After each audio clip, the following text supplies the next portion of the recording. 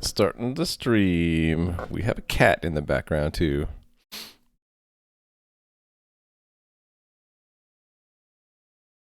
I don't have a transcoder. Oh, now I do. No. Yes, I do. Why did it like bump me back to 1080p? I don't need 1080p when I'm just looking at a thumbnail. Pause that. Hello, world. Continuing our journey playing with Rust libraries. Okay.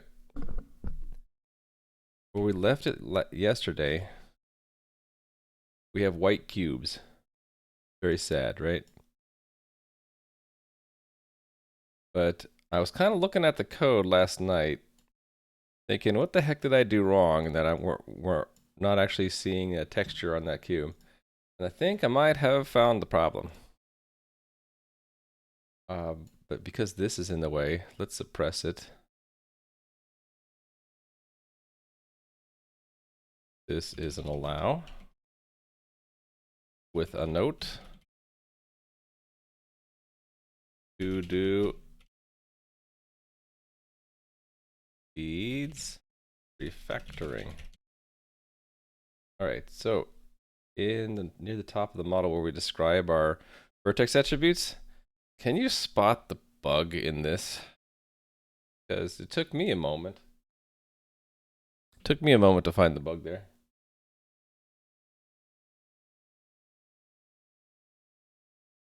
Meanwhile, you can see the cat like sitting right up between the desk and the window. Okay, the bug is here. Oops, using the same offset for the color and the texture coordinates. So this should be like texture offset.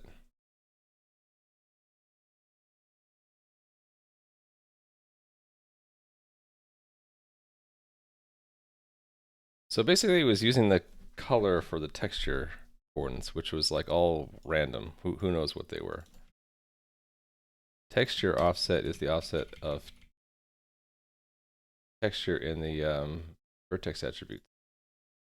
There. Need to get the offset to this field for the texture coordinates, not this field. Oops. I believe that's the bug. Let's see. With that fixed, hopefully we get some texture.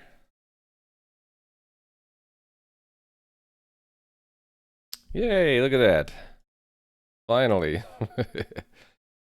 Let's add a few more cubes. Yeah. Yep, that's what happens when I don't run the release build, by the way. We get cubes everywhere. Yeah, and I made my breakfast, I forgot to eat it. Sorry, chat, I gotta eat breakfast. Let's try the release build. Cargo, run, release. If I don't eat breakfast, I'm gonna get really cranky for my work meeting. So I got another work meeting at 9 o'clock today. So I gotta end a little bit early. Hey there, Japfo. Check it out, we got Minecraft grass blocks everywhere now. More! The ground is still invisible, we need to fix that. And I got a bunch of other things I want to clean up. Probably don't need to have them all like different sizes. It does add some variety though. So maybe add a few more textures. We can have like random textures. Kind of boring to have them all be the same texture and all that, but hey, look. I can move Minecraft blocks around. Yay, there it goes. Off the edge it goes.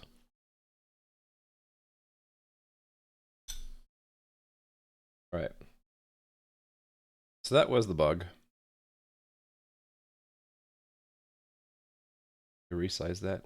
Such a tiny little window.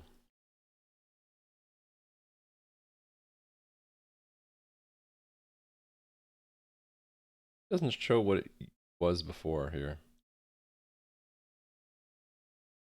Weird. But if I click here though, it'll show it. Oh, because I didn't check it in at the end of yesterday. Well, I should do that, right? Hey there, Gadam. How are you today? Let's check in our code.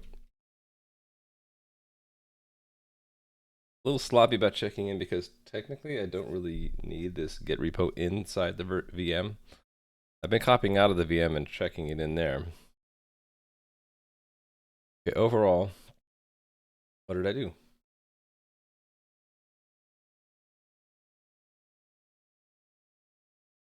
Okay, I moved that around because I had to set up some bind groups. Okay, the overall I think we want to say is add texture to cubes. Just say that. I'm doing okay, except for like, man, yesterday and today having a meeting at 9 really kind of squeezes my stream slot like down to less than 2 hours, right?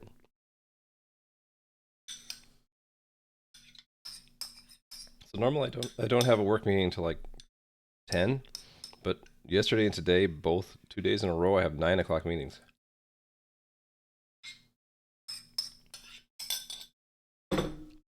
Excuse me, just trying to finish breakfast that I forgot to eat before I started the stream.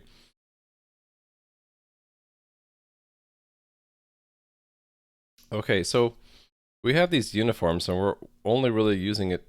Put where is it? A flag in there, whether or not to use the texture, which is sort of lame.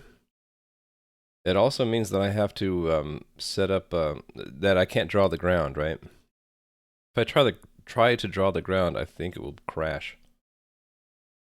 So if I like uncomment this and try to add the ground back in, get to put your stream on while working. So happier, enjoy breakfast. Thank you. Yeah, see, we get a crash. In this complicated description, the pipeline layout associated with the current render pipeline contains a bind group layout what index 1 is incompatible with the bind group layout associated with the bind group at index 1. I think it's a combination of two things. One is that I think egui adds a bind group at 1, or it's reusing the one from the cubes, and we're not actually setting a layout for ground for that bind group. So I was hoping to find a way that we could like use the same shader whether we have a texture or a solid color. But I think I'm going to abandon that. Instead, we'll have two different fragment shaders. It also occurs to me this is shader singular. Shouldn't it be shaders plural? Because we're going to have multiple shaders in here. In fact, we already do, right? We have a vertex shader and we have a fragment shader. I think we're going to have to split this fragment shader into two. And that will allow me to have different groups. Actually, I'm wondering, will I need to put it in a different file? We'll see. This is learning as much as trying to do stuff, right? All right. The idea is we're going to have two fragment shaders. This one is fragment shader textured, and this is solid color or color. So we don't need the uniforms anymore. We just have one do the if and the other one do the else. It also means that I'm going to need two vertex shaders, right? Because we're going to have, well, not necessarily. We can keep that in there, or we could have both.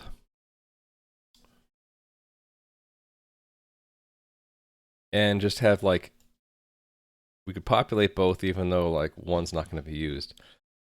Let me see if this works. The idea is where we have fs main, and instead I'll need to have two. So this is setting a render pipeline given a layout, right?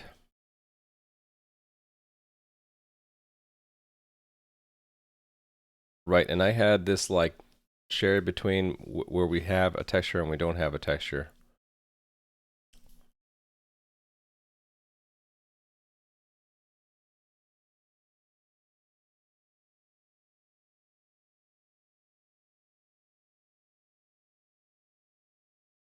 So is the only thing different the entry point for the fragment shader?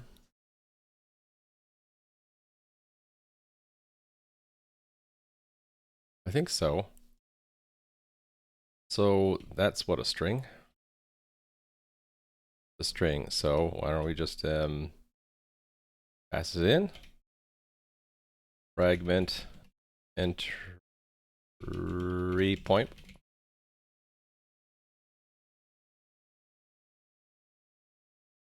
Just thinking, do we need a lifetime? No, I don't think we do. Okay, so fragment entry point is now a parameter here. That copy didn't actually copy. There. Copied the whole line for some reason. Okay, so then this is the one without a texture, so this is going to be fs colored. Color or colored? I can't remember what I named it. Color. Make it consistent, right? Texture, color. Color. And the other one, fs texture. Okay, let's try this. If this doesn't work, then I'll completely have different shader modules.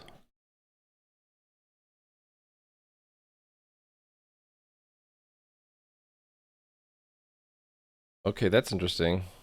So it says the pipeline layout has a bind group at index 1. I didn't think I had one at index 1.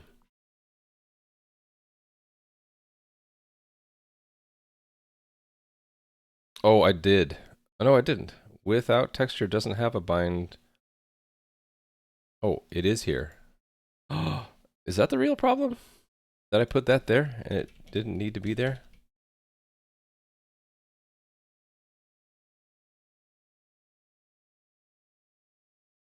Bye. Oh, our ground is back, so that's what it was. So I wonder if that means I can go back to using just one shader again.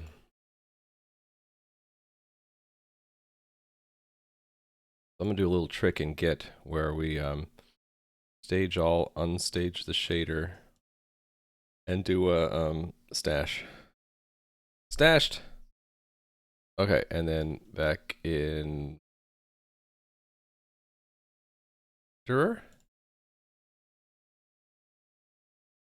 Put this back to fs main. Might have to do both of the things that I did before, but let's see if I can get away with one common shader. Nope, I can't. Because the resource binding isn't available in the layout. Okay, so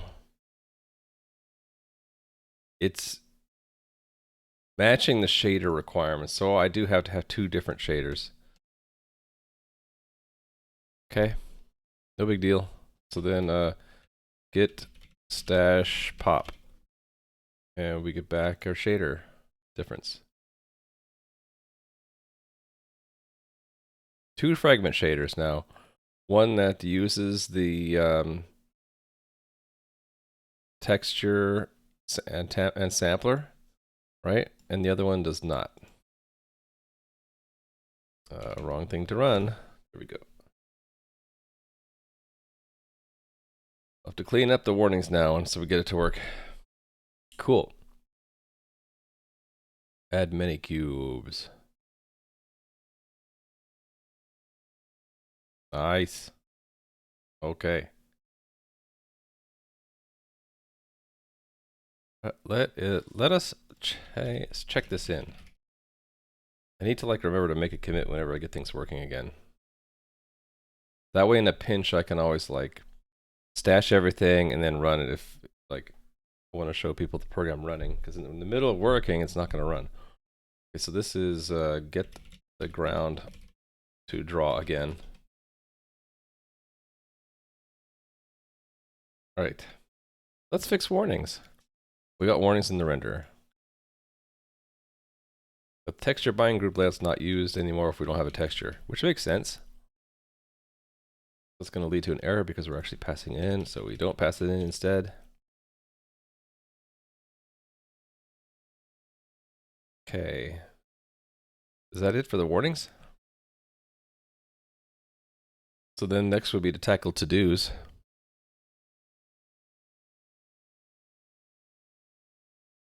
And I just noticed something. This window's a little bit too wide. There, I fixed it. It's gotta go around that edge where you can see that line there, and it doesn't overflow chat. Because I am a perfectionist when it comes to that. Cool. All right. Look at those nice cubes. All textured correctly and everything.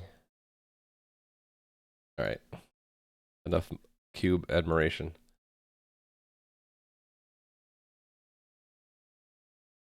Fix warnings. Ah, didn't mean to hit a shortcut. Here we go. Okay. To-dos are next.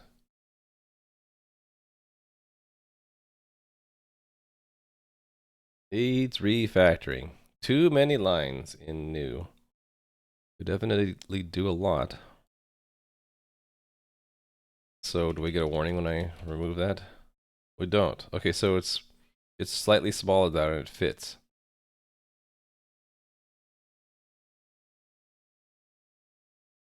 Some of this is rather big. I wonder if I can refactor like this into a function. Like we can call it make texture bind group layout. What to-do extension do I use? I think I use to-do plus. To-do plus by Fabio Spampanato. Managed to do lists with ease. So it's kind of cool in that it finds markers in your code. You can also make a to-do file that is more focused on to-do items, but I haven't done that for this stream series yet. Does it recognize to-do macro from Rust? That'd be nice. I don't know. Let's see if it does. So let's pretend that I like wanted to do more in, I don't know, redraw.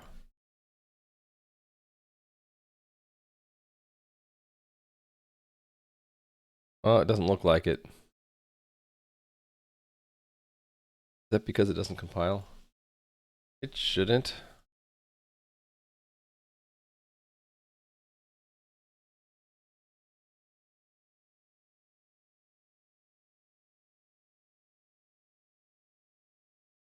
Can you put something in a string with the to-do? Help! Yeah, it doesn't look like it sees it. That would be an excellent recommendation for the extension writer. Hey, could you recognize the to-do macro from Rust if you're within a Rust context?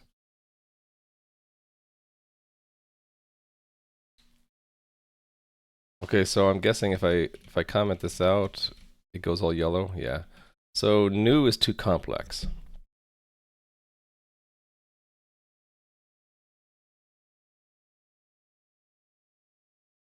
Okay, well, let's take this piece and just, because we have a comment there saying create our 3D models, so we can just have a function.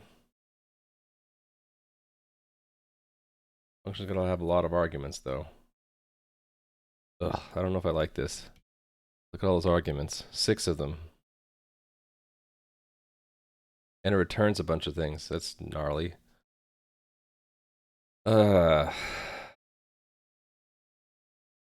Back up. Maybe I can think of a smarter way to break this one up. Well, what if we leave this out of it? And just refactor this so the models will just be passed in and not need to be passed back out. Better? It does return a size. What size are we returning? The first cube? Sure, but it's not really a U size, it's a instance handle, right? Instance, not instance descriptor. Is it model instance? Model instance handle. That's what it is. And it's got too many arguments. Well,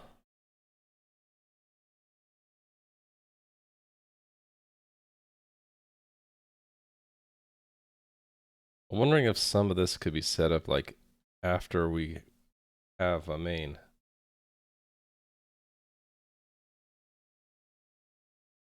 Construct all this and then wrap it together. I already have to do this update camera thing. What if I like move this down to here?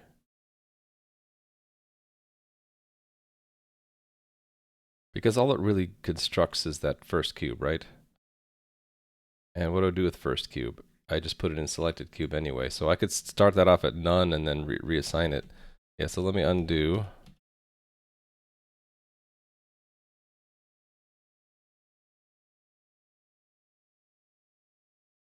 Yeah, let's move this down.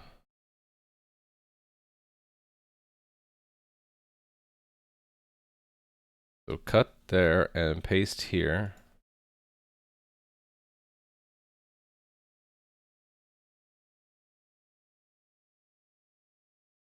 And start this off, well, hold on. Say this selected cube. So this dot selected cube equals some first cube.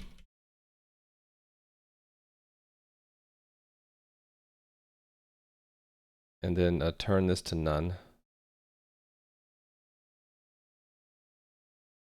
Okay, and then let's move those two up. Or actually, I could just make them in place, right?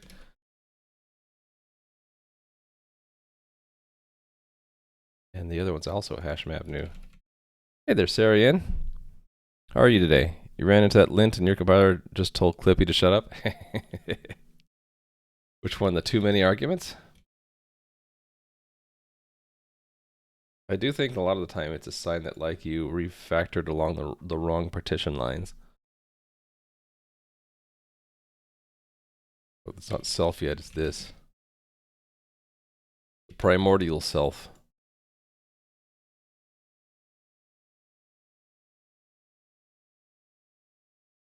Although it will soon be self, won't it?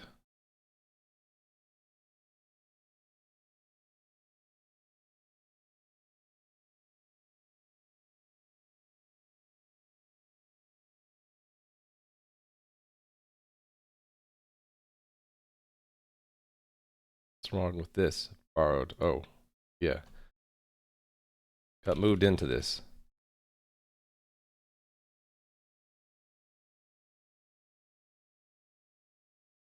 Where is it?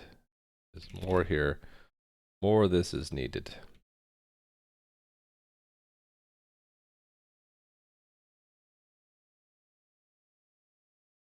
Find them all. Must find them all. Right, that doesn't need to be mutable.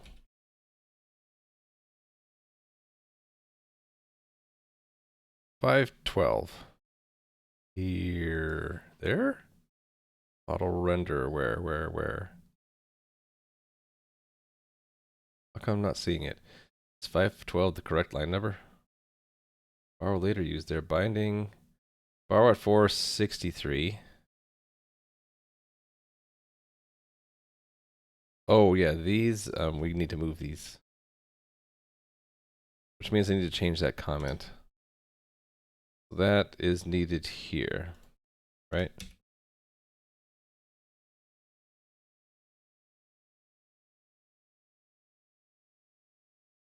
Okay, and then the comment's wrong. So it's just set up our model render, and yeah. I'm doing okay, Sarian. Yesterday morning has been kind of stressful because I got 9 a.m. meetings. I don't like 9 a.m. meetings. It means that I can't stream more than like 2 hours, or an hour and a quarter, 3/4 really, because I need like 5-10 minutes to like switch gears into work mode. You just blanket allowed too many arguments. Thing is, you couldn't see any way to avoid it. In a few places with just collecting them to struct that one function call. Well, that's what I ended up doing somewhere. Where was it? In the renderer? In draw? I had too many arguments here, but I decided that the arguments fell into one of three. Each argument fell into one of three categories. Either it's the subject we're drawing, the tools we're using to draw, or the configuration of how we draw. So it's the what, with what, and how. And those are here. The complicated part of that is that some of them are borrows, so and the borrows are not all the same lifetimes. But I got that figured out. It wasn't more complicated than 2 lifetimes. How long the render pass lives, and then the draw is the duration of the draw call, really. Then we have to have a, what do you call this, a binding? No, not a binding. Specification of which lifetime lives longer than the other. Yeah, then I just use this destructuring. So it's a little bit, it adds lines to the code to do the destructuring and also having to define the structure. And then when we call it, we have to fill the structures, right? But then again, I kind of like the way that these names here kind of remind me what's what. And if I have to add more arguments, like if we need another tool, I would just add it to the tools structure. I kind of like it. Oh yeah, there's this weird thing where this has to be an owned structure because of the lifetime of something in here. I think it's this render pass. Because it can actually last longer, because the render pass is borrowed for a longer lifetime. It has to be, that immutable borrow of the render pass could outlive the function call, so it has to be owned. It's kind of weird. But that was one of those weird things I had to deal with if I wanted to put the arguments into a structure. If you didn't put them in the structure, Rust kind of figures out the proper lifetimes and whether it's actually taking ownership of the reference or making a copy of the reference. Actually, already partially done that, but you still end up with like 5 or 6 different structs. See, I figure that if I really only have 3 parameters, right? We're asking the renderer to draw something using some tools in some configuration. That's like, if the renderer needed more than those 3 categories of things, then I think I would have a function doing too much. But here it's pretty specific, right? We're asking it to draw something. It needs some tools to draw that it doesn't own, that are borrowed, and then how we draw might change.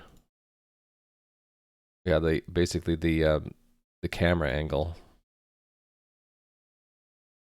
Yeah, so I think I found a happy spot with this, where otherwise we'd have too many arguments, and now by grouping them with names, the downside is I got a destructure. The upside, though, is that I get extra names for the groups that kind of help me organize my arguments. So I think it's a win in the end. Do you work with Rust at your job? No. If I did, I probably wouldn't be able to stream it, because one of the conditions of my employment right now is I can't stream anything related to my job. If I was doing Rust at my job, probably wouldn't want to stream it. Another reason that I stream is I like Rust and I don't get to use it at my job, so streaming it is one way to make it fun and stay stay adept at Rust, or not get rusty at my Rust.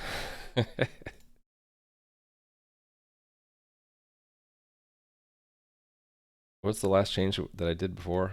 Oh, it was this new. Okay, I think we're still working on that, right? Or was that the last change? No, that was the last change in this function, but in that module, but this module. Okay, yeah, it was working on this new, the too many lines part, right? Yeah, so I had moved all of our 3D model creation down here with the idea that I should be able to refactor this and it should become a method of self now. So let's try this. Refactor function. Cool, that's what I wanted to see. So this becomes self, right? So select all the thises. All self. And then we just make this reference to immutable self. And then I move the whole dang thing into the implementation of inner, which I think is right here, right? Yeah. Let's put it at the end for now. And then this just becomes this dot fun name. I have to make this mutable. It already is. Okay. So then let's rename this. Although the name is fun. So like create models. Create models. So that comment is redundant. So create models and update camera, and then we're done, right? Nice. And this by itself isn't too long, although it's probably getting there, right? Probably getting there. So I could split this up into like create ground and create cube if I wanted.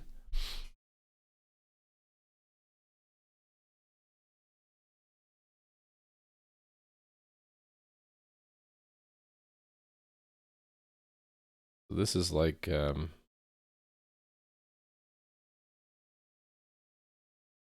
actually making the cube, and this is making the ground model,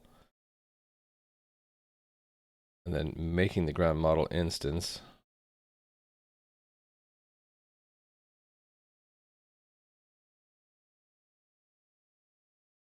Okay, this goes with cube stuff. This is shared right here.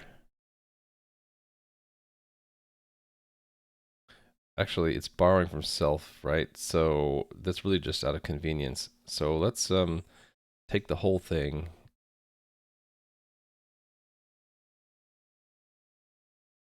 Well, this is shared between two blocks of code. So what if I set up the blocks so that it's easier for the refactoring to handle, right? One block there, and then I'll get a warning about, or an error that that doesn't exist. So what I do is I copy this again and paste it here and end with another block. Okay, and this one, separating the two blocks helps me see that really that line goes there.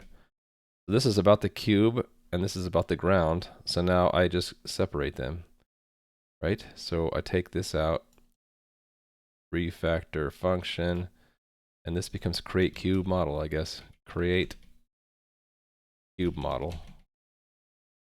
Or how about model cube? It's like a sub function of create models, right? And then this one would be create model ground function.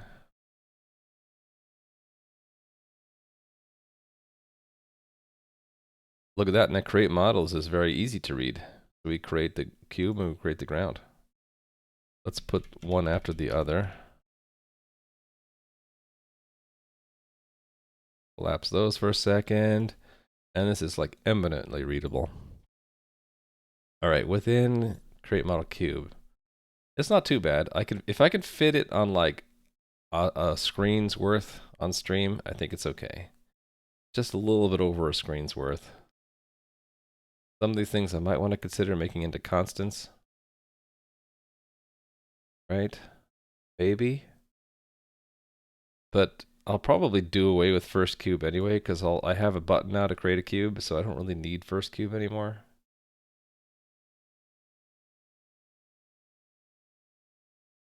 Leave it for now. Grading the ground, much better.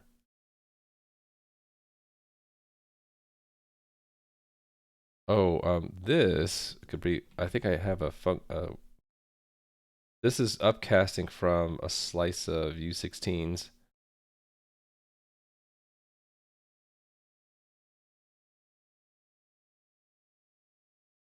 But this is just making triangles, right? Trunks 3 makes triangles. This is going from a 16-bit to 32-bit, right? Oh, it's also going from a slice to an array.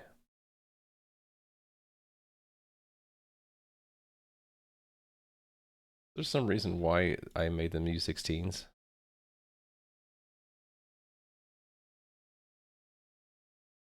What about the cube indices? Also 16. So did I have to upcast there too?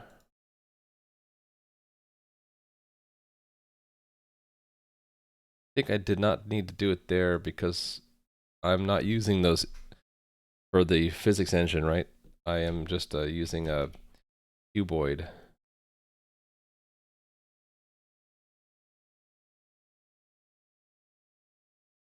think it's inside new cube.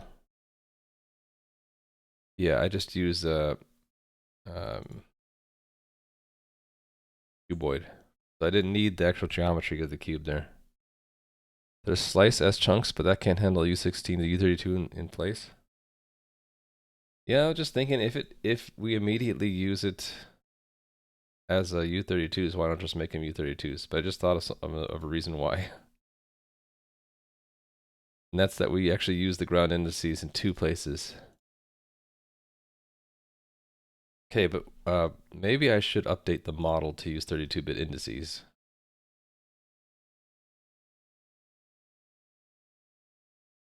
We create a buffer for indices. Where do I say it's 16-bit versus 32-bit? The texture stuff. I guess we use it later. I guess that would be in my render.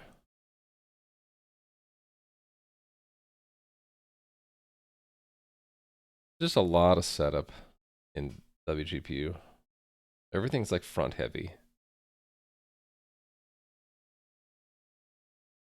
Ah, here it is. So if I change that to 32, this will break, right? It's gonna like totally crash, I think. Or it's gonna draw fun garbage. Probably go out of bounds. Panicked. Yeah, it extends beyond. Look at that. It's got nice bounds checking. Isn't that cool? It's safe because it's Rust.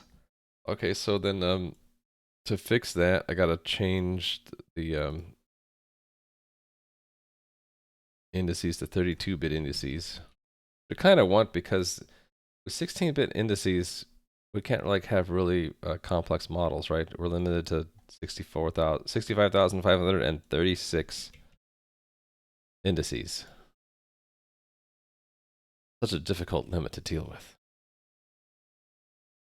All right, and then the errors should help me nail down where I need to change this. So model new, take a slice of U32s now.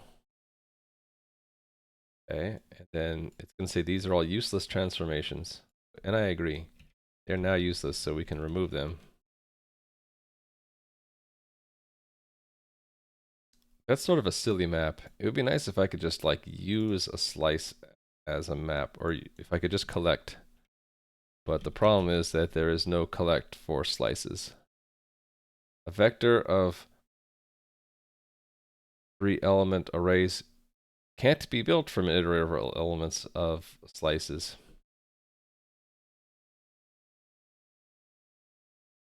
You can do I3 try into unwrap. Try that. I thought I did try that before and it didn't work. Try into unwrap.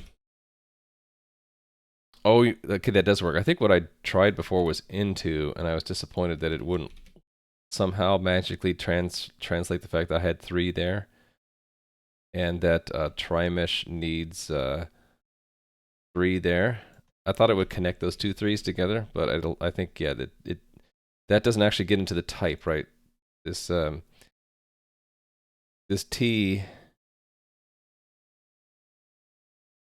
gets into the concrete type, but then when we use collect, or when we use collect, it doesn't actually use a concrete type. It uses a from iterator trait, and so it erases the fact that we have 3s, right? This unwrap, we justify it by saying that this 3, we will guarantee that that 3 will always match this 3. The moment it doesn't, we'll get a crash. We'll go with that spoof. Sounds good to me.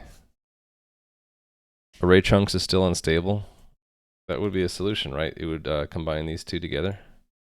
Want to be safe, you can use chunks exact instead of chunks. So chunks exact I thought the only difference was that if I had extras in my grand indices, then it would just discard them, right? But the way I have it formatted here, we'll always have rows of 3. You know, I'm not against it. So the idea is that if I added another 0 here, I'll get an error, right? No, it won't get an error. It just will silently discard that one.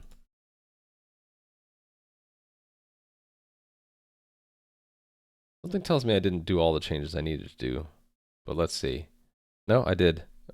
So we still see the ground as a quad with 2 rectangles, even though I added an extra thing there. Now, if I didn't use chunks exact,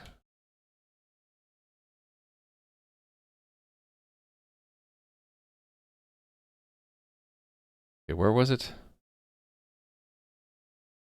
This one in the app. Okay, if I just use chunks, we're gonna have a problem, right?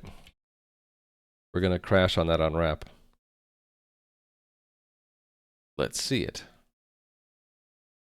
Yep, crashed on the unwrap because we had an extra index. Although, I think I want it to crash if I accidentally have the wrong number of indices, right? I don't like the idea of silently of masking a bug. But I think in this case I want it to crash there. Because it'll crash immediately on loading. And it'll tell me, oh, I have the wrong number of indices. If the perfect would be like chunks, exact, or crash. That would be even better, right? That would be both checking at runtime and asserting at compile time.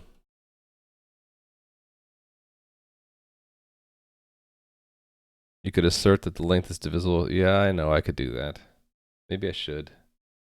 Well, but that's what chunks is doing. So, well, the try into unwrap is doing for me now, right? Just in not an explicit way. The chunk, is it actually more performant? How more performant is it?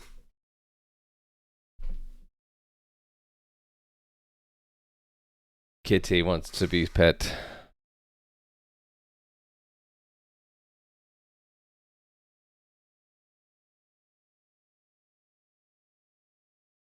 My new cat wants to be pet, but not a whole lot, just a little bit. If you start petting too much, I get bit. More of like a scolding bite, not a real bite, because it can make more assumptions about the length of the slice. Yeah, but how much faster? Probably optimize out the bounds check in the loop. Ow! I just got. Stop it! Don't bite me. I didn't do anything. I got bit on the foot and I didn't do anything. Boo! You're not seeing the drama because it's happening at my feet, but I'm getting attacked by a cat. Also, asserting you give it more helpful error message.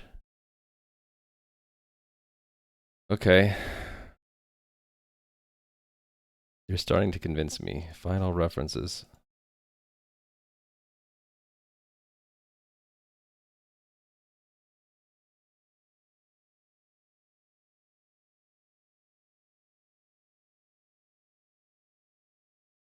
Yeah, but I don't like the idea that, I'd have to put it next to this, right?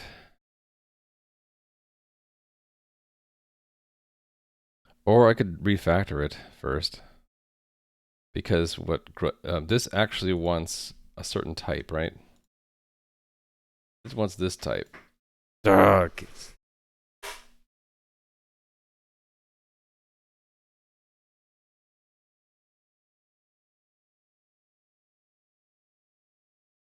The cat is starting to do things like scratch the leather chair, thinking that I won't notice, and I'm right next to her on the other side of the table. Okay, yeah, so baby, I think I'd be willing to accept that if I move this into a function that returns that definite type, and then we can do a assert. Let's do that. So let's refactor this out.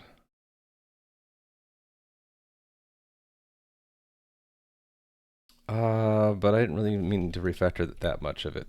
Can I tell to refactor just this part? It still sucked that in. I really want that to be given in there. So, the type of this is it's a slice, right? So, indices, slice of U32s. I think we'll call this tessellate. Turn into triangles, right? Tessellate, specifically the indices. I should probably do the same with that, right? Because that also has an assertion, I bet, right? No, it doesn't. Right, because the vertices, you could have any number of them. It's really these. Oh, cat's at it again.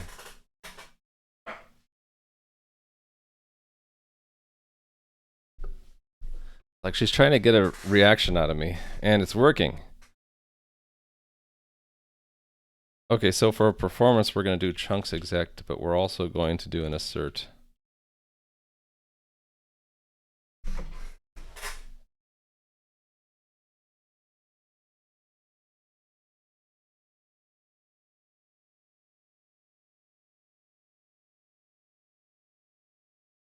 I'm going to have to, like, maybe put the cat out of the office and lock the door soon. She's, like, really trying hard to get my attention.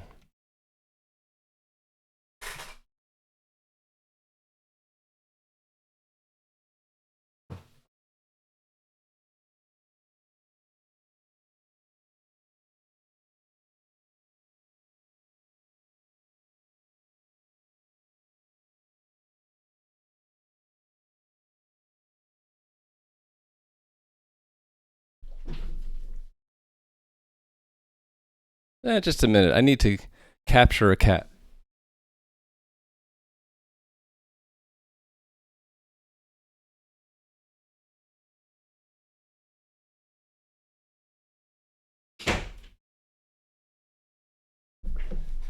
The cat has been ejected from the office.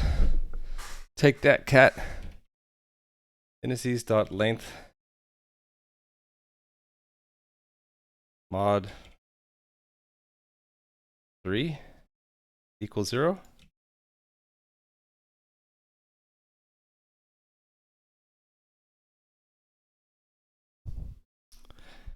Whew.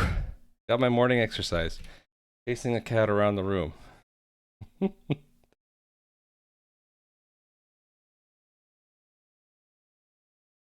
Oh, is ground indices already a borrow? Yeah, it is. We can copy it, a reference, right? Okay, there we go. So now I've tightly coupled the assertion with the chunking, so to speak, and it's easier to read. And we also know what we're doing because we've given a name to it. So I'm okay with that. So at the cost of having two separate statements that need to be coupled together, I have the benefit of giving it a name and then using better performance. I like it. All right, let's go with that. Thank you, guys.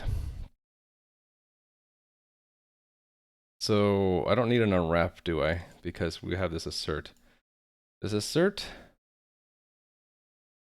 let me have a string next to it? I think it does, right? So I could say like tessellate, well, chunks of 3 indices. Well, indices need to be a multiple of 3.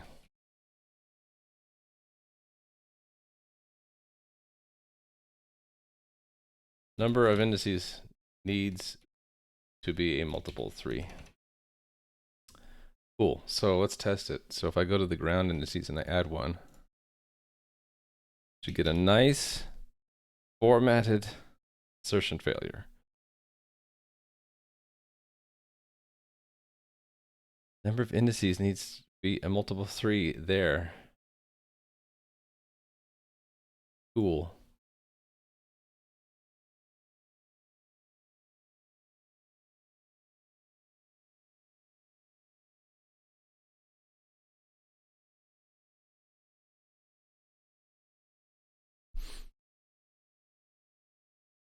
The cat's sulking or trying to destroy some furniture in the other room. I can't be everywhere at once, so the non-office furniture will have to fend for itself for a little bit. Okay. So I got a little distracted, right? I was really refactoring this, right? So create ground model looks a little bit nicer.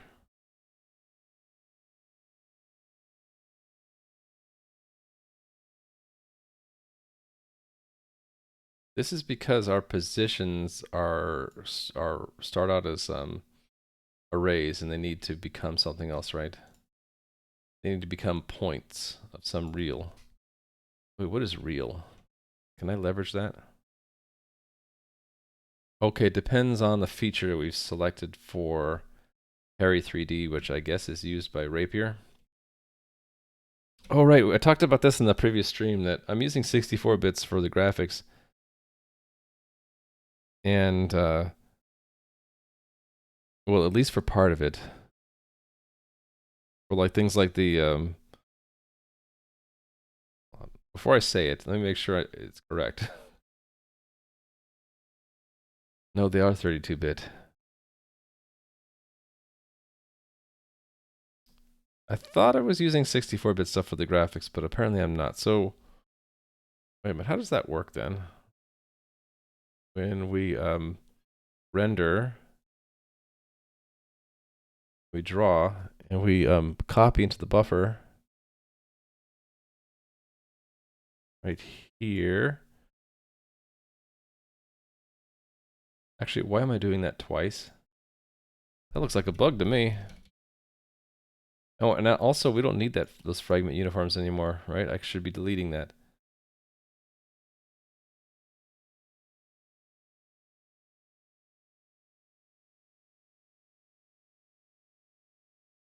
Yeah, it's this transform, right? 32-bit. Algebra convert.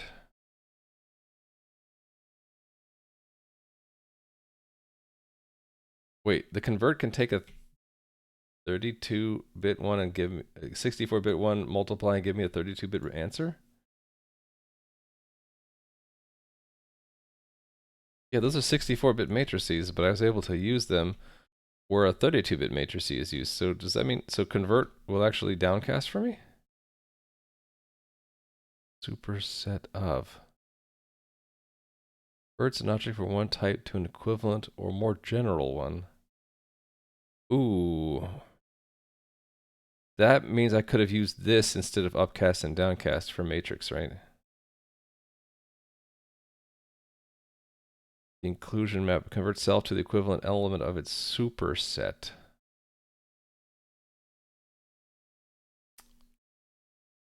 Okay.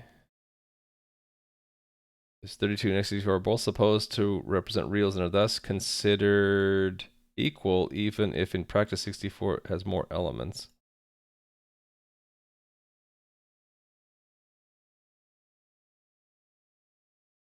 Yeah, so did I make a utility for converting matrices? Vector and quaternion, but not matrix, but maybe quaternion or vector. Vector is a subset of matrix, so does that mean I really don't need this upcast? I could have done a convert. Or let's try commenting out upcast. Right? Let's get rid of upcast for a second.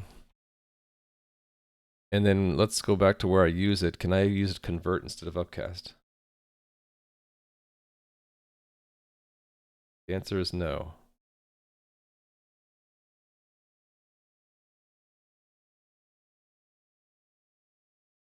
And now the cat's like asking to be let back in. Nope. You lost your privileges for the day. For the morning at least.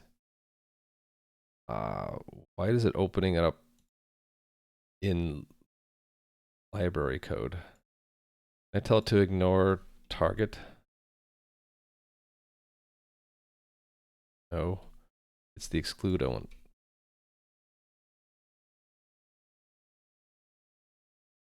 And cargo files too. There we go.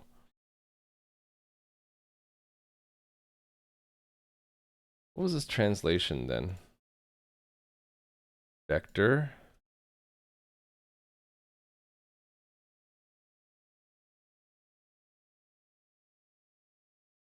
That's in rapier.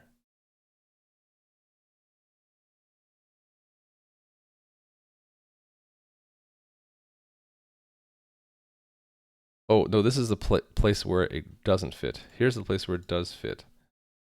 Oh, I see. It's an algebra convert in front.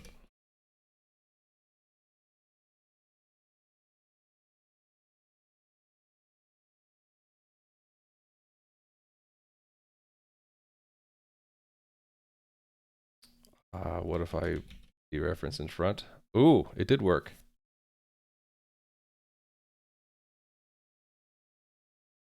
What's the problem here, though?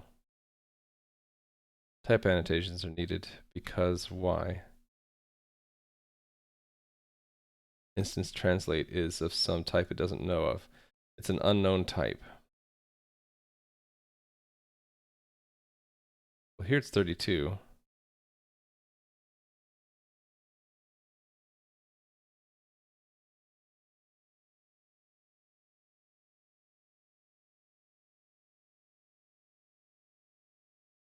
I think because I have an inconsistency here. Right, because the model transform, one of these types is not right, right?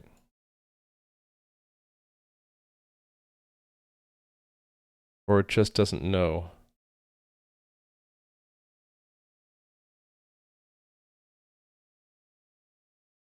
So I had that there before. Like I knew at one point that I needed to convert, but then I forgot about it later. So what if I put that there? Removing that. That almost worked. What's this problem?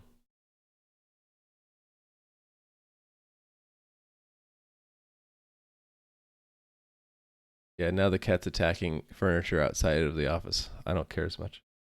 Don't tell Mrs. Raimu. Okay. Expected algebra matrix F32 const 4 4x4 F32 matrix. Found a tuple. Oh, because I made it a tuple. Remove the tuple part of it. Now we're just down to it doesn't know the type. But it should know that. Oh, because it could be anything. Okay, so do I have to be specific? We need a convert to matrix 4 F32, right?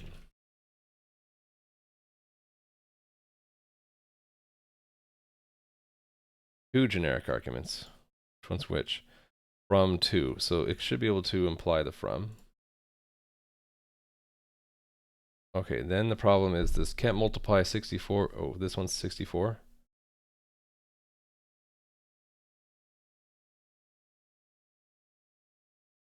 Oh, that was passed in. Okay. So I need to convert around that, really. Or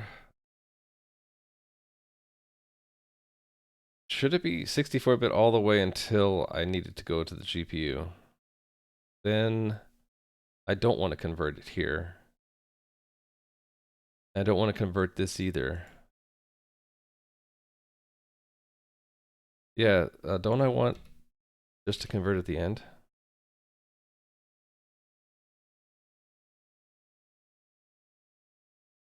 So like right here.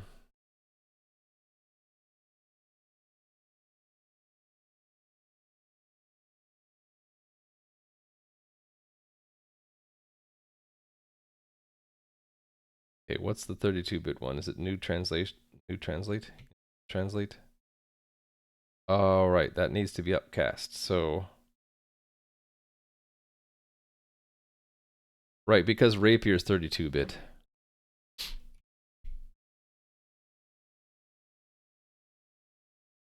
Quaternion 64-bit, because I told it to upcast. Translates 32-bit, so we'll put a convert around that.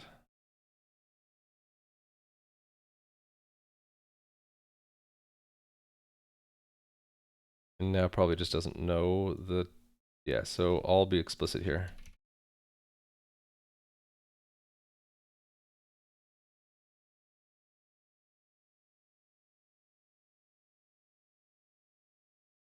From to a vector, right? Vector for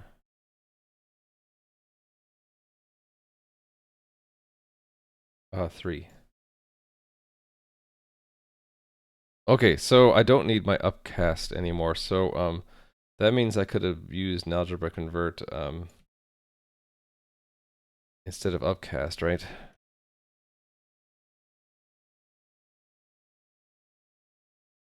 As long as I can live with this.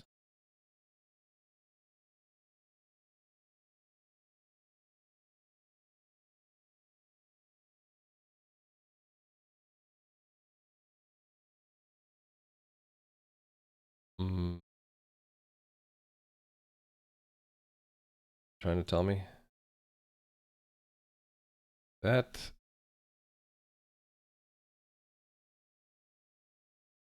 rate bound's not satisfied.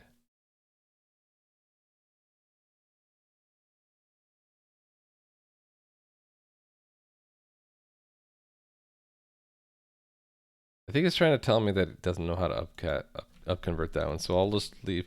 That upcast goes with what happened here? There. That upcast goes with quaternion, not matrix or vector. This does make it look a little bit uglier though, doesn't it? But I could make my upcast use convert. Why don't I just do that? I'll leave my upcast trait, but I'll just leverage algebra convert. I'll just undo all this stuff. Well, not all this stuff. This and that can stay. That part's fine. Well, hold on. Let's go back. Let's just go back. Back to what we had before.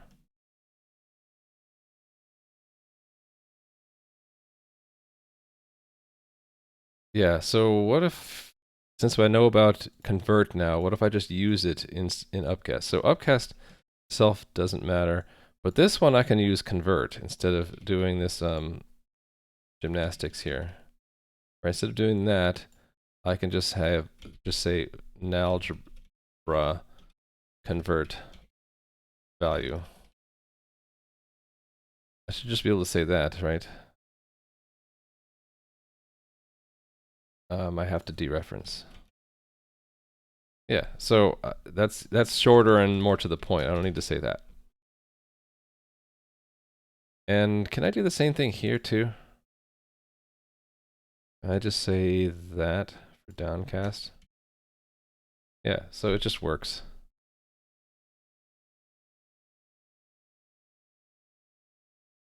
I wonder, will it work for from tuple? This is a stretch. Will it work for a tuple? No, it doesn't. It doesn't know how to go from a tuple to a vector. Fair enough. It's worth a try. Okay, so I just like, even though algebra does it for us, I like having the word upcast because we're using the type system to avoid having to use turbofish. I know people like turbofish, but back here. I think it makes it easier to read rather than using turbofish everywhere. Algebra so bloated, yeah. Well, there's stuff in there I don't know about. Algebra matrices have a cast method, which I think is meant for casting between a 32 and x64. So maybe I could just have done a cast. No. Well, it didn't work in the context of a quaternion. Because it wants type annotations. It just,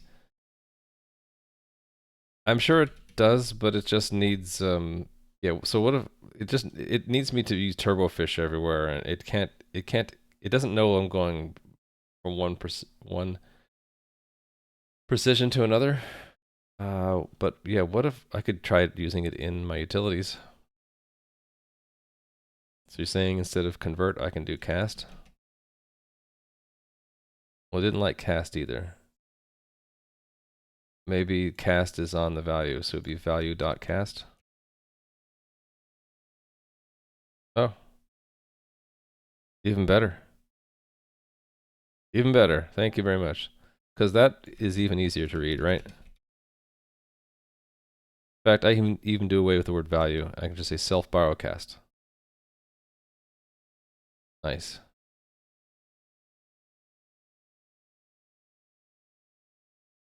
I'm sort of leveraging the fact that I have these traits that are explicit about the types in order to like get rid of the turbofish from where I use the downcast and upcast. Okay, but will it work for a tuple? Ooh. No. Still doesn't work for tuple. No method name cast. Well, that's because it's non-tuple. Can I do like a self cast angles? Still doesn't work, probably because it just wanted a vector F32s for some reason.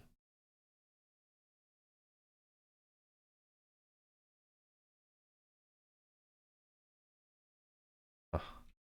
Well, worth a try again.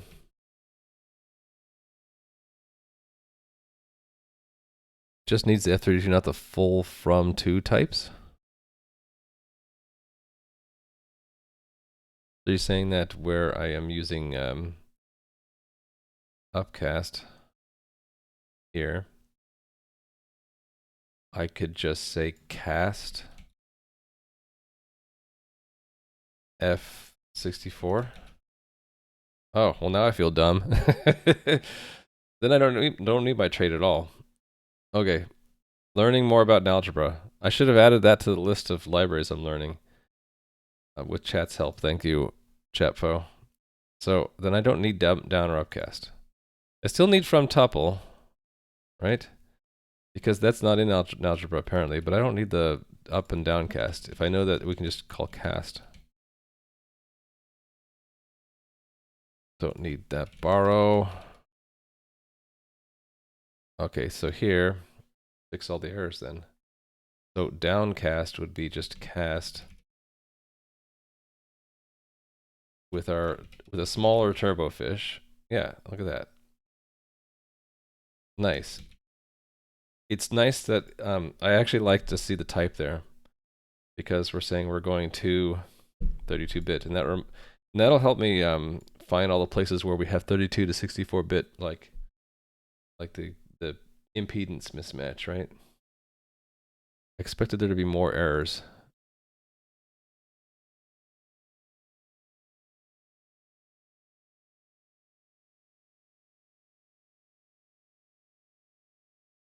Hold on.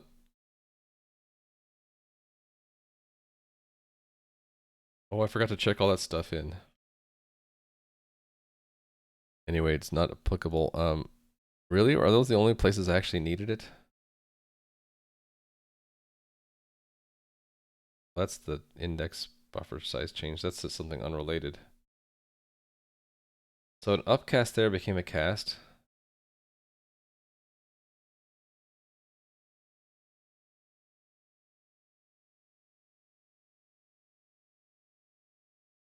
Okay, I'm confused. I thought there would be more changes. I thought I used down and upcast more times. I be confused. I guess not. Okay. So the only place I really needed my own extension was here? Was upcasting there? Wait, but I had some downcasts. Where? Okay. I'm not seeing them, so I'm just going to look for cast.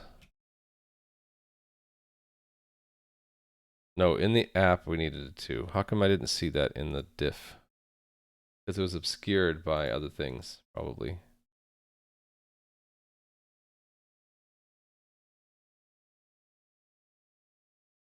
Yeah, because we moved that code around, right? Oh no, there it is. I just didn't see it before. Okay. Let me check this in. So working with a very narrow window. Stage. Whole file there. Render. All of this, I guess. No, not all of it, because I don't want that to be included. This part. Stage. This right here, right? Yes. Stage. Okay, just those, and then anything else? Unrelated.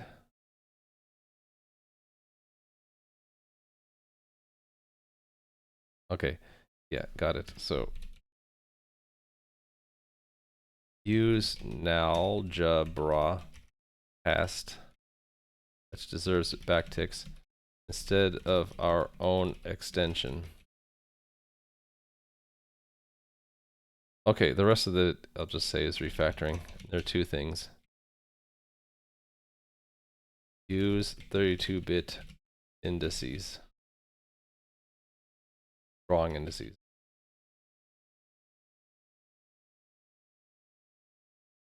Instead of 64, 16? The other one is extract functions for model creation. All right. Close others.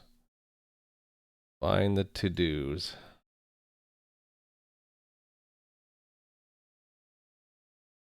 New app needs refactoring. It actually might be better now.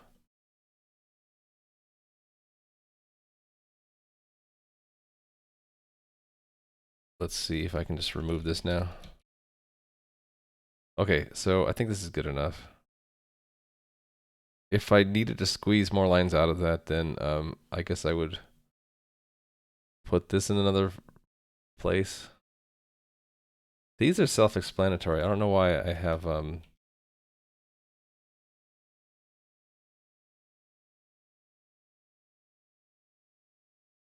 those there. In fact, why don't I just put that into here? Cleaner that way. Put that here. Like a nice line for it already, so then I don't need this at all. Because I needed it there. There, that's why. Okay, I needed to be separate because we're actually moving the device borrow into there. But info overlay can stay.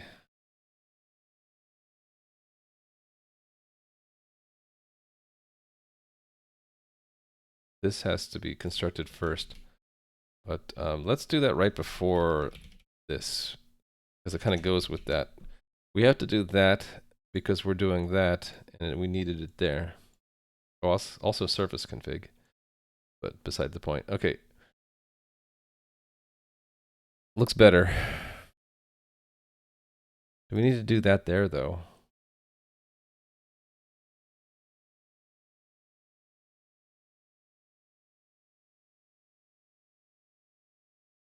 Is it recreated?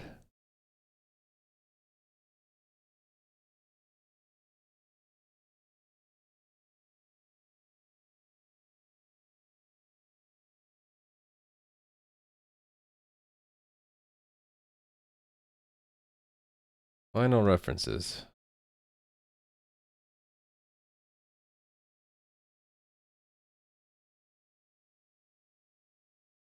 There it is. So we recreate it there. We reassign it.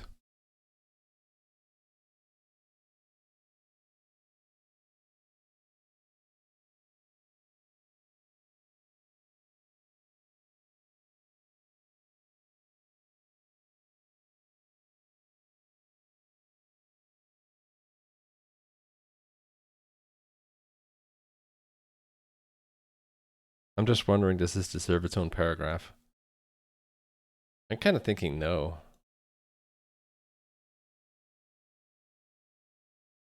So it does borrow from device again, so but it doesn't need its own paragraph. I think that that's obvious now. I can just put that there.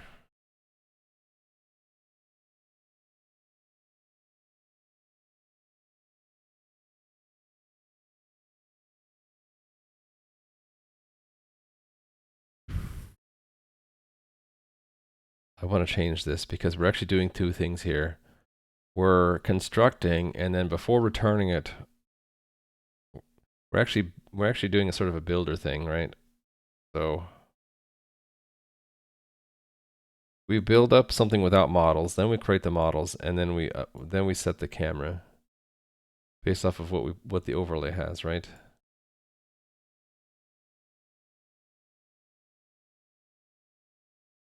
Seeing that could fit there. I just have it out there for convenience.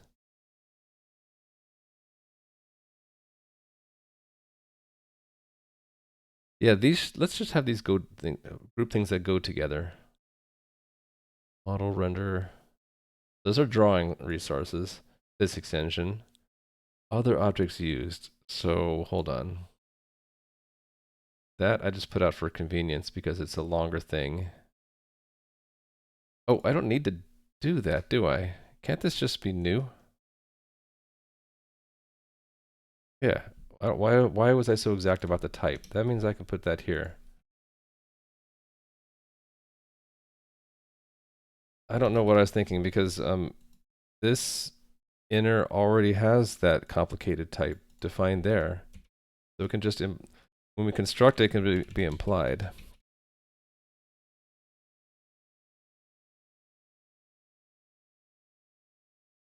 Okay, what if we just say construct objects used during frame rendering, and then that goes. We have the egui render and the model render. So really it's construct rendering objects. Renderers.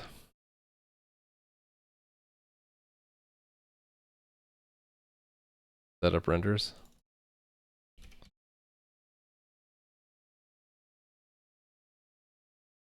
And then this is build our state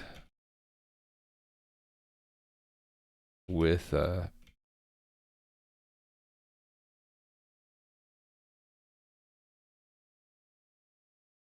no models or camera. Well, I don't need to say this. The code says this, right? Build our state.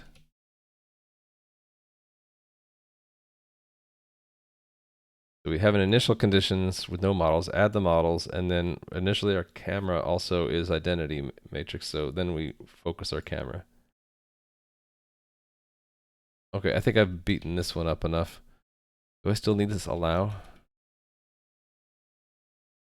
Needed for that. Can I just move that line? That should go close to where it needs to be. That was specifically there. Attributes on expressions are experimental. But it's not an expression. We're actually setting, it's a whole statement. What if I put a block around it? Then it's okay with it. Well, that's weird, but okay. Better than putting it around the whole function. So now it's tied to where we're actually doing the possible truncation.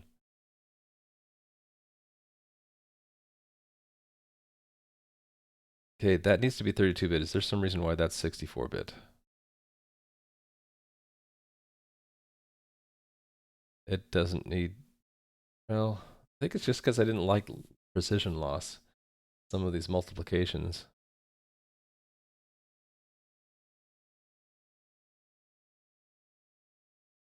But it's really not that big a deal, is it? If I could clean up a warning just by changing the precision of this, I think I might. So if we define it as an F32, right? Then I don't need to do this cast. And I don't need that possible truncation or these blocks. It gave me an error. Where's the error? Error is up here. Oh, because this is also, so make that a 32-bit run. More errors.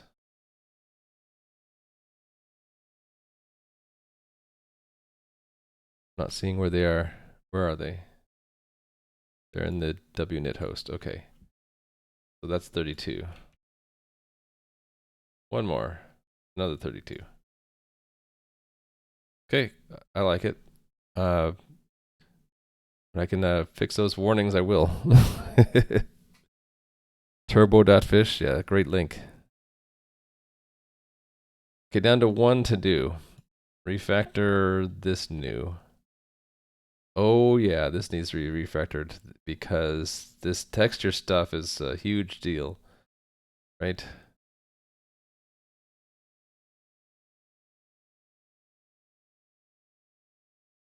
Really, it's just a texture bind group. Can I just call it texture and be done with it? Where do we actually use texture stuff? That goes into self.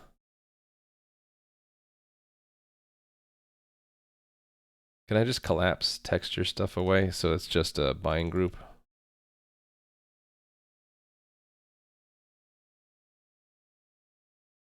And information, well, what actually is a bind group? Set of resources bound to the bindings described by a layout.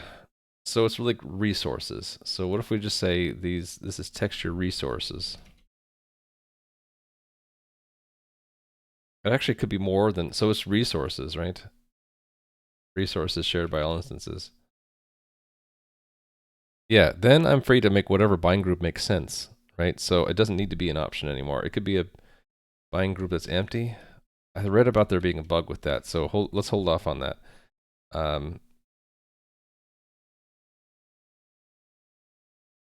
That would be shared by all. This is shader resources, right? So let's rename this to be shader resources. And then get rid of texture stuff. So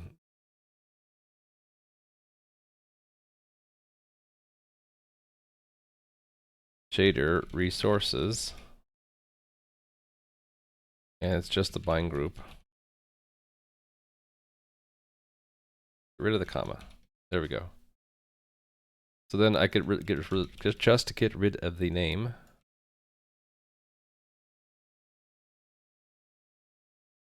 And then this is ripe for just spinning off into its own function, which is really shader resources for drawing a textured cube, right? Or a textured model. Image file contents.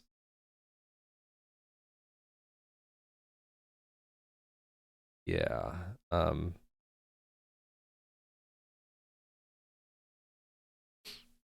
The idea is if I create a new model and it has an image file, that we're going to use that image file for the texture. So maybe I'd rename this to be texture image file contents. So having one implies that we use a texture for the bind group. Also, doesn't it, I use it later, right? Right, by having that sort of implies that we're using the different shader. So maybe I need to be more specific here, not say shader resources. It's not shared by, this should be like texture resources, right? If then it's clear that we're actually using, whether we're using the texture or not. Yeah, I like that better. Then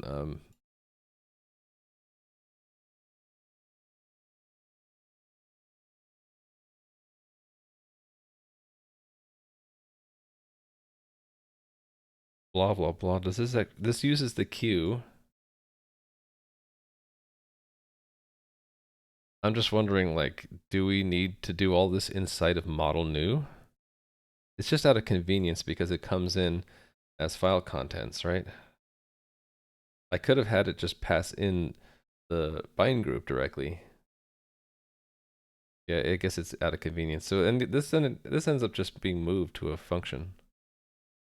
Let's do that. Refactor extract function, but with a fun name.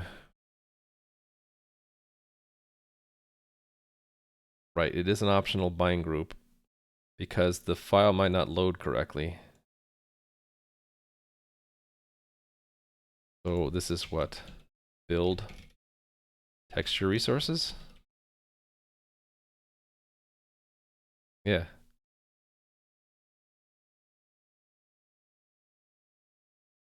Kind of want to put that first just because it's near the other thing that starts with the word texture. So then I just reordering my arguments here.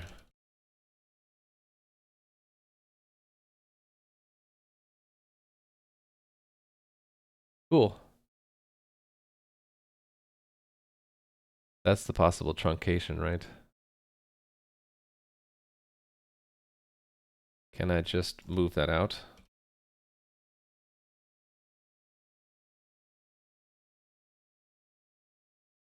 And do that? Yeah. Now it's clear that that goes with that line only. Okay, then I don't really need these. I don't really need that blank line there. Looking better. Can I get rid of this to do now? Okay, cool. I got rid of the big offender, which was build texture resources. Can I get rid of some of this indentation? Maybe. By refactoring that into a function, I can, right?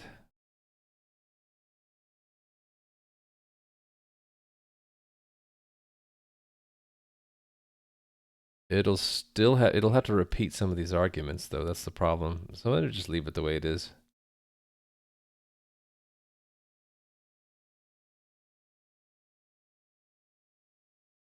Okay, I think I'm okay with that. What time is it? 8:20. I got like 25 minutes left.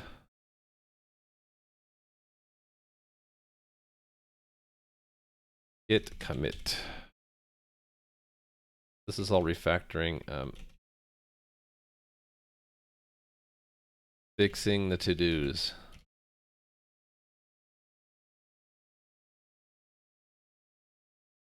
Let me back this up out of the virtual machine. And we haven't run this in a while to make sure it still works. Oh, I have a problem. I have an error. And I didn't see that one down there to tell me about the error. In our renderer, okay, we got an error. Still called texture stuff? Should be called texture resources. And it is the bind group, right? So then, don't I just do that? Yeah, easy. Oh, there's a warning now. Where is the warning? In the models. Oh, yeah, the whole thing is a big let. So we don't need that, right?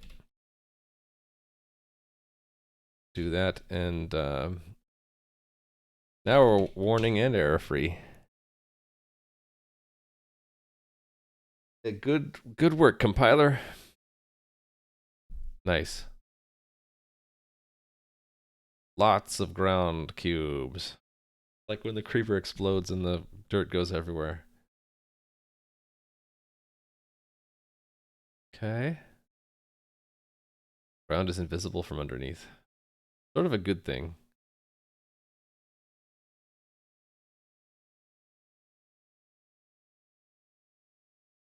Fix.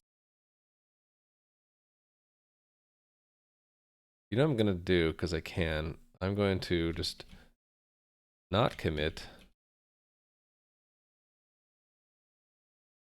Instead, I'm going to do a git commit amend.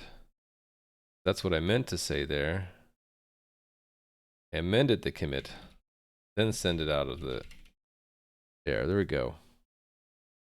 I hadn't pushed it anywhere else. What if we gave the ground the same texture as the huge Minecraft ground? But it's not a two-dimensional object. It's only got one dimension to it.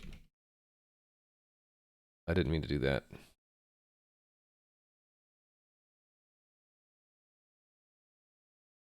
It's only got one dimension. It has no thickness. So I could take one face of the cube and texture the ground that way. But I guess the problem I have with it is this texture here is very low poly.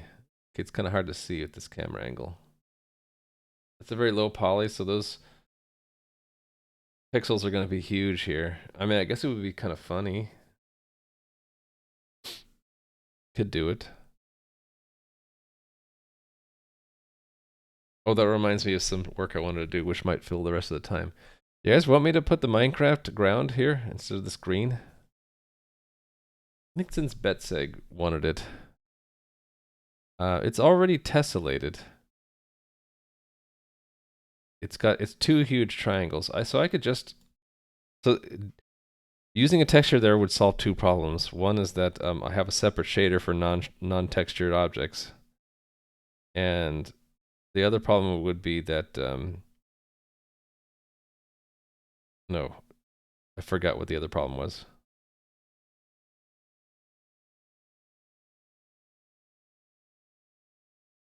Can't remember what the other problem is. So it'll just solve the problem that we have a separate shader. It'll look nicer, I guess. You mean like smaller repeating squares? But if I'm just going to use that Minecraft grass block for the texture, the shape is already the same. It's just a square, right? So what I have in mind is just stretch that texture out. So it'll be super pixelated. But maybe that's a good thing. It'll be more interesting than the boring green. Let's do it. Let's at least see what it looks like. Nothing checked out, right? Okay, so to do that, I would go to where I construct the ground model. And we're going to load the same image.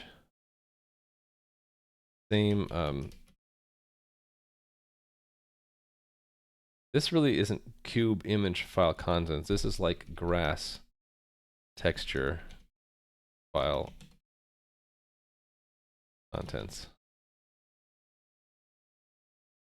Because I want that grass texture file contents also done here when I make the ground.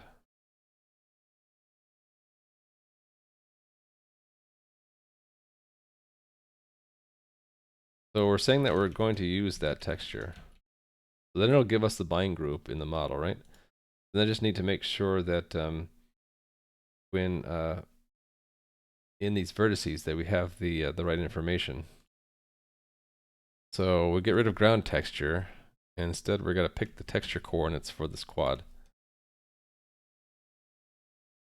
Shouldn't be too big a deal. And then I can kind of eliminate the solid color stuff completely, which I wanted to do anyway.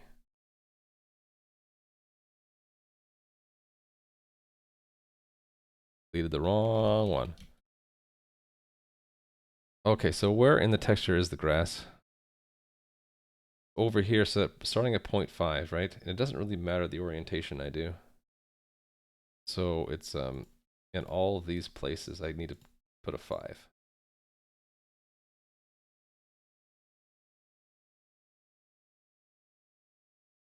Okay, and then yeah, it doesn't really matter the order in which I do this, so that goes to a 7.5, and then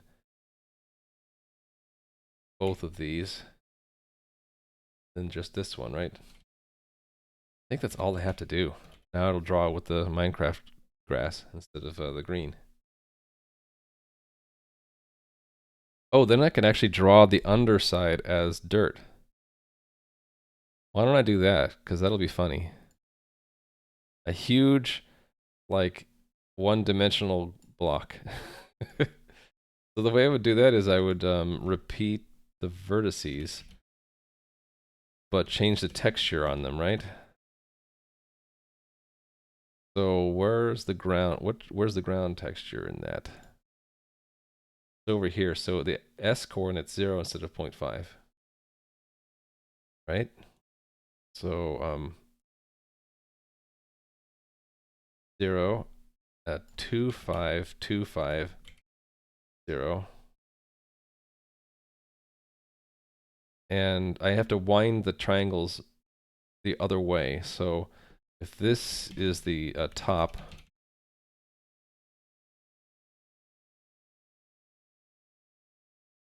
and this is the bottom,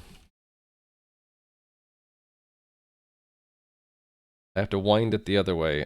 So if I just add 4 to all these, that's 4, 5, 6, 6, 7, 4, right? But if I wind it backwards, that's just swapping these two, right? To 4. And then let's try it out. Use a different blocks texture? We could. That's easy. All I need to do is pull in a new image file. Okay, now when I do this, look at that. There's ground underneath. Oh, we have some collision problem. So it's because this is a 2-dimensional object. The physics engine's pushing that cube slightly into the ground. It'd be more apparent if I add lots of cubes, right? Look at all that collision blocks being smashed into that 2-dimensional ground there. Yeah, to fix that, I think I would need to give this ground actual thickness. So then I can make the ground one huge cube that doesn't actually have physics. Then I don't need a separate ground at all, do I? But one thing I really want to do was simplify this. So in the shader, not have the color as a texture coordinate, as a vertex attribute, right? So eliminate that. So we're gonna move the indices back. I gotta make sure I fix it in the CPU. So we also don't have a color. We just have a text coords. And I don't need this fragment uniforms at all. Still need the uniforms. This is not really, I've been calling them uniforms, but they're not really uniforms, are there? They're per instance. Why don't I just say per instance?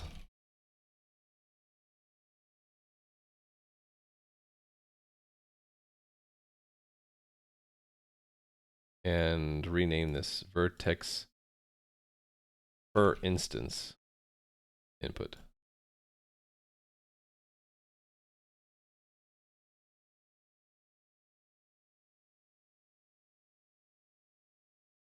Okay, and so I don't have binding 0 anymore, so we would move the texture to binding group 0.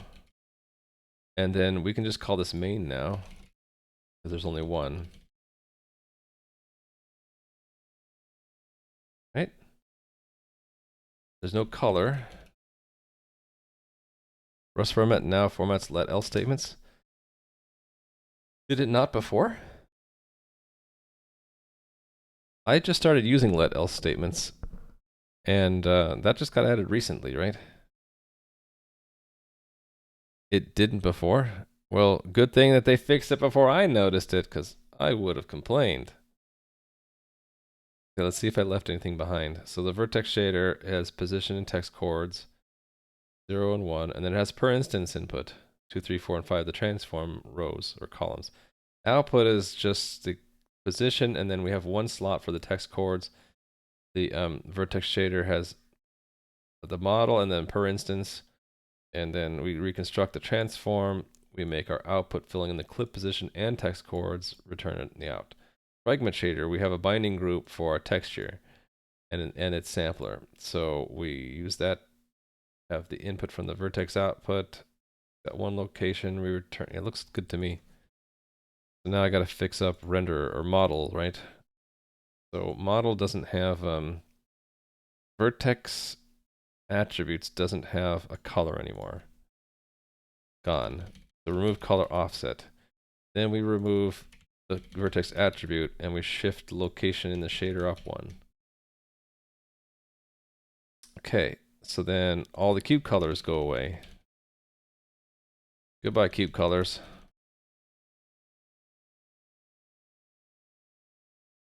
This is going to be a lot of cube color lines, right? So can I just do this? Can't. Look at that. Delete them all at one fell stroke. Same thing with the cube, with the ground colors. Delete them with one fell stroke. All right, and I have one warning because we don't use ground color anymore. Goodbye, green. Okay, so where do I describe the per instance?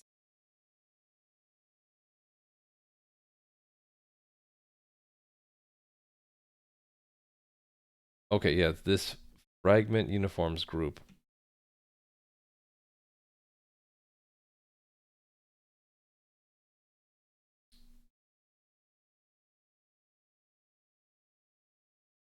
Doesn't exist anymore. Goodbye. No more uniforms or buffer or bind group. It was stabilized in 167. That was like maybe several months ago. Formatting started working 172, which we just got. I remember that. Almost a year? Really? June 1st of this year or last year? I would guess it would be this year, right? Am I right? Is it this year? It was open in 2021. I have to scroll to the bottom. I think it's this year because it doesn't have a date. Because scroll up enough, it'll start saying 20. Yeah, so it was this year.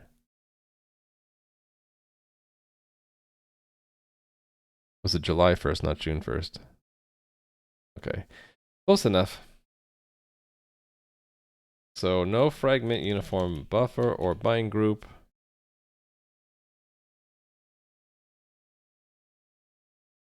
Okay, we have errors. Errors. We have errors. Where are the errors? Not in this file. Back in render, we have errors. Yes, so there's no fragment uniforms bind group. And we always have texture resources, right? Oh no, we don't. Oh wait, we actually have to now, right? Because I'm going to have one pipeline. So that means the texture has to load. Otherwise, it means I'll have to have like a backup texture if we can't load the texture. So yeah, this is no longer an option. We have to have a bind group because we only have one shader now. Yeah, so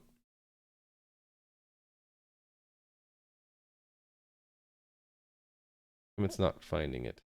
This. So build has to succeed now. So that means I'm going to have to unwrap this, right? Or expect. So there are a couple places we can fail, right? Well, first of all, we have to have a file now. It's not an option. There's no and then, right? So then it's just this part mapped. Temporary unwrap. So borrow that. Hold on. What's wrong with that? Oh, it's the full name there. So here's one place it can fail, right? We might not be able to decode the image. Oh, that is the only place. Okay, so then let's just expect that.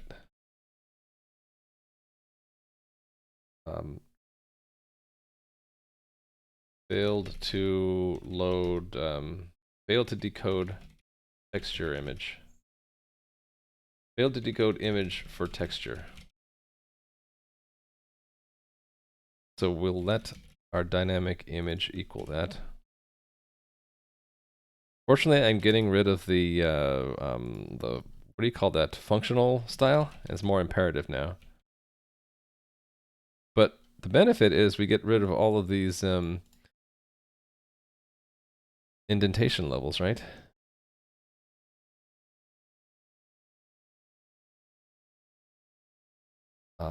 Why did that not? What's the error now? Am I missing? I'm missing a parentheses. There we go. So we outdented it. Okay. Hate to get rid of the functional, the dot chain. Missing paren, yep. This is now required.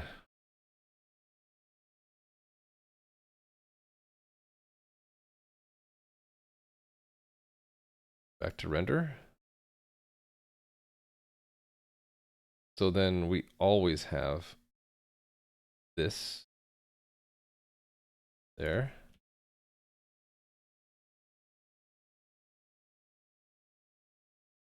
So then we only have really one render pipeline.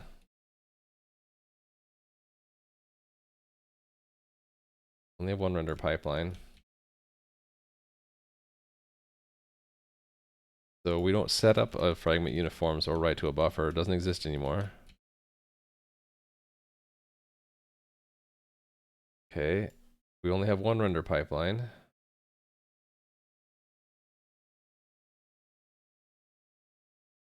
This one.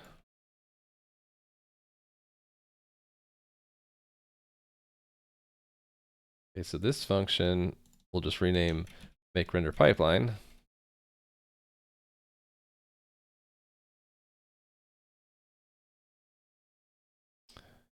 Yeah, so this function goes away because we don't need it anymore, and then this kind of all collapses together. Right? That all collapses together. This becomes fs main again.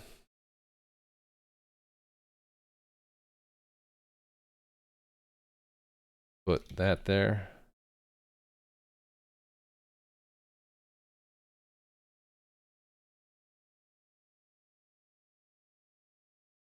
Render pipeline. Oh, it doesn't have a name. We just do that. Okay. 2 errors. Where are the errors? In app. Right, so it's no longer optional. We have to have it. Same here.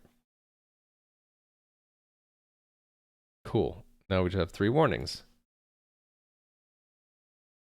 Bind group that we never needed. Get rid of it. I still haven't found where I set the locations for the camera transform. I don't have a uniform buffer anymore. So we don't have the bind group layout. Back in app, we don't have the fragment bind groups layout, so we don't need that.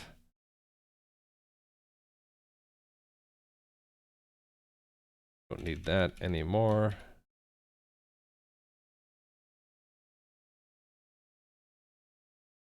Back in models, don't have buffer usages. There's an entire function we're not calling, right? Is it in render? Yeah, here it is. So we don't need that fragment uniforms bind group layout anymore. Means it doesn't need to be stored there. Which means down here, we don't put it in there.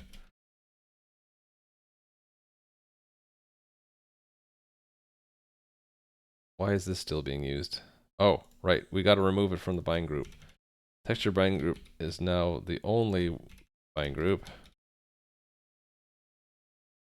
So we remove the fragment uniforms. So we don't need to make it in the first place.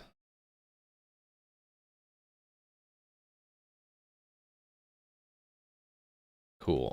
All this code I get to delete. Okay, nearing the end of the stream. I don't remember ever hitting the layout for the per instance. So let me find where that's done. That be here somewhere. Right here, right? Where's that described? Yeah, here. Where do we put the shader location? Oh, here it is. That becomes 2. Oh, we don't need this fragment uniforms either. delete it.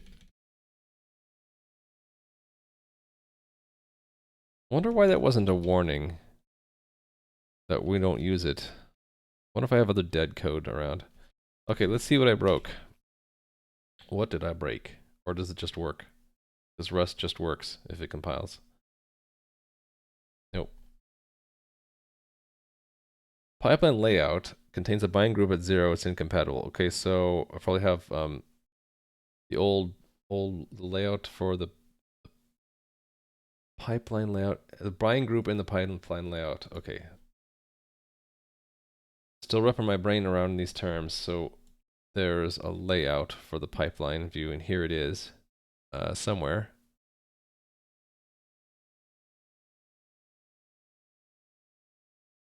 Right here it is. It has the texture bind group layout, so that has to actually match the bind group that we use when we draw, right? In the render pass. So when we draw, 1 should be 0.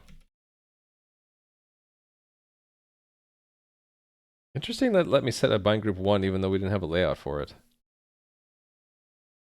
Oh, that was it.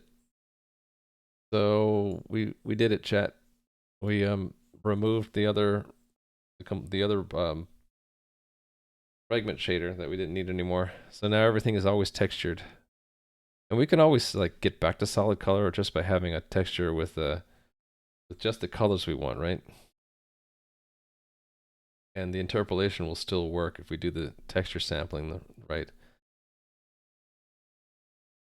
Okay. Check that in. Major change. Remove non-textured rendering pipeline.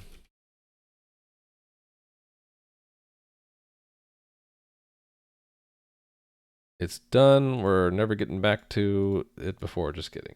Okay, so I didn't leave any to-dos, right? Still have this note that it might be fun to add an SDL backend, but we're not going to do that today. Oh, I should also have like a note. Full tick backend integration is incomplete. So if I actually run this with full tick, you'll see what I mean. Why do I choose Rust? Do I have a command for that? I just have what Rust is. Do I have a Y Rust? No. Do I have a Y command? Why? Why, bot? Why?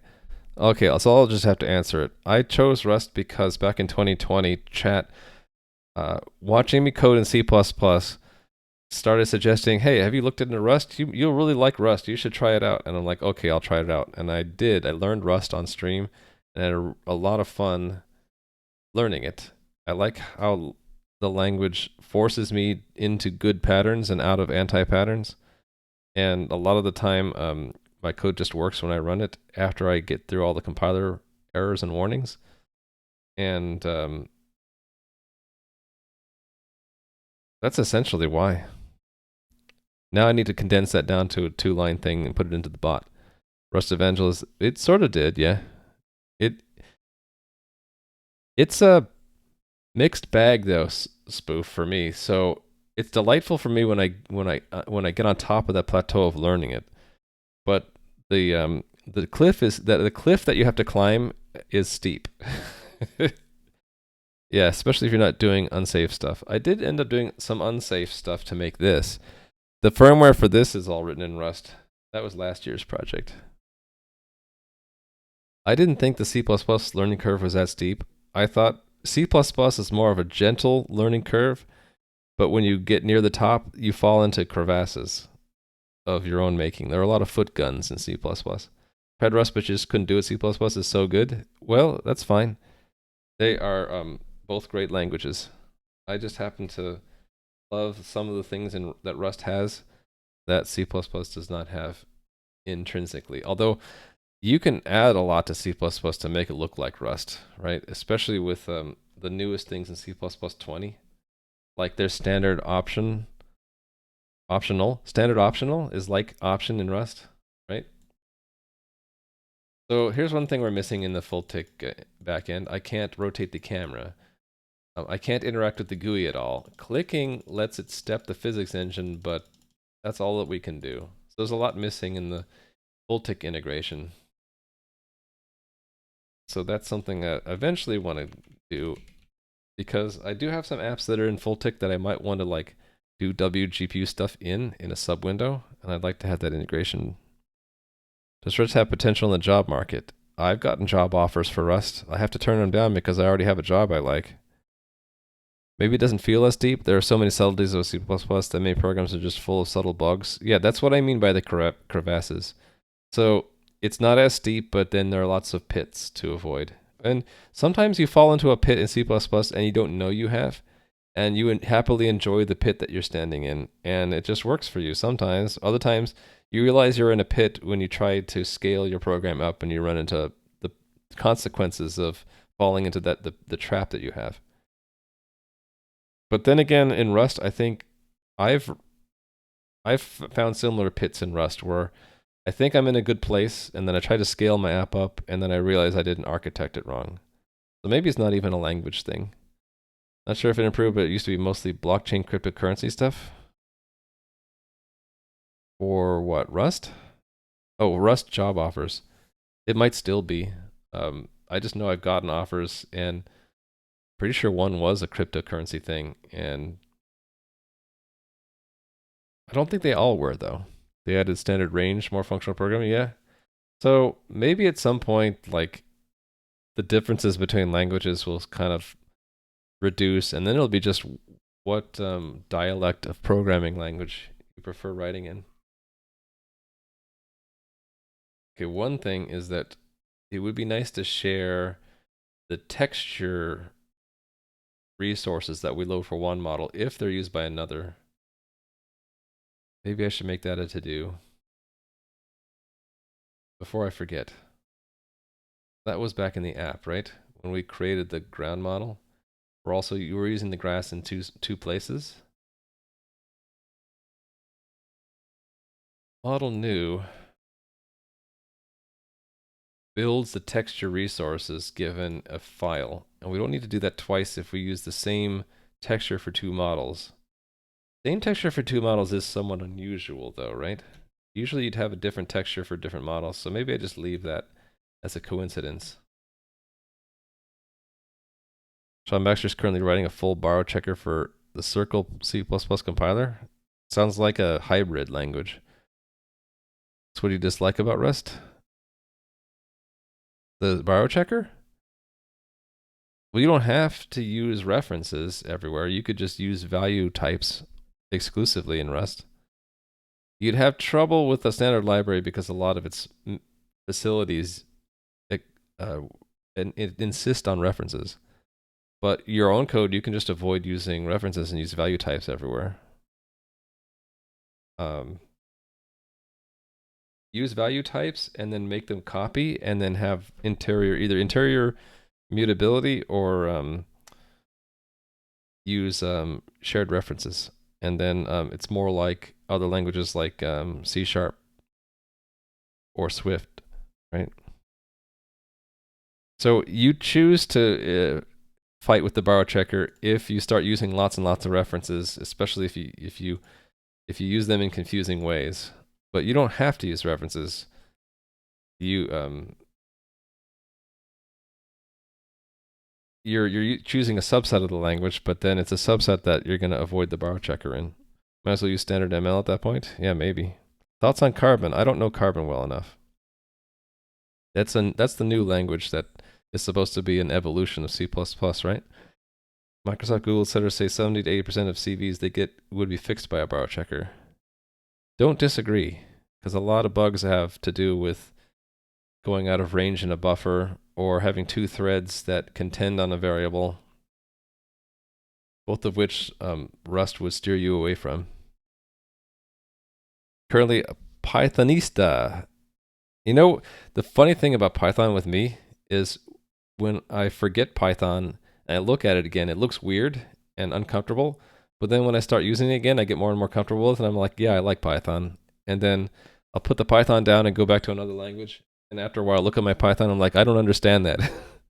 Python is, to me, it looks different enough from other languages that it feels uncomfortable if I haven't worked on Python in a while. How dare I not know standard ML? The crate. Sorry. What can I say? I don't know it. I got a meeting in like 5 minutes, so I'm gonna have to jet.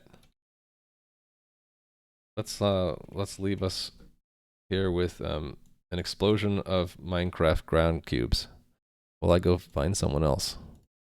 Here, more cubes. And more cubes.